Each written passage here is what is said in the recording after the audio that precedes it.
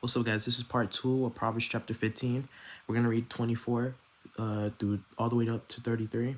But I want to review what we talked about in the last part. So in the last part, I feel like in this verse, it's talking about how we should not push away instructions. We should not push away people trying to help us.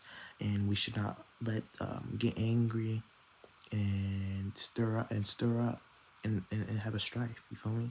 Because in verse 18, it says right here, a wrathful man stirs up strife, but he who is slow to anger alloys contentions.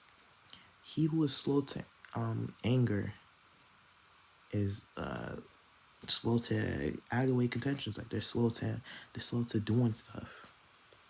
And in verse 20 right here, a wise son makes a father glad, but a foolish man despises his mother.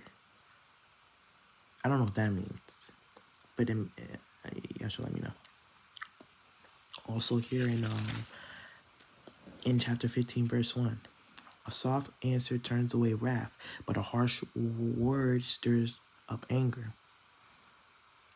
So people being soft calms it down. But if you're using words, big words, cuss at the person, it strikes with anger, most like rage baiting, or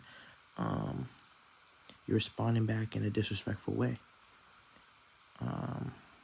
Right, and another verse right here. A fool despises his father's instructions, but he who receives correction is prudent. So I feel like it's talking about you should never ignore instructions. You should never ignore people correcting you. That's what I learned. All right, we're going to read. Amen. The way of life wins upward for the wise, that he may turn away from hell below. The Lord will destroy the house of the proud, but he will establish the boundary of the widow. The thoughts of the wicked are an abomination to the Lord, but the words of the pure are pleasant.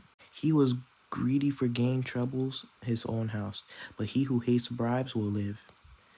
The heart of a righteous studies how to answer, but the mouth of the wicked pours forth evil. The Lord is far from the wicked, but he hears the prayer of the righteous. The light of the eyes rejoices the heart, and a good report makes the bones healthy. The ear that hears the rebukes of life will abide among the wise.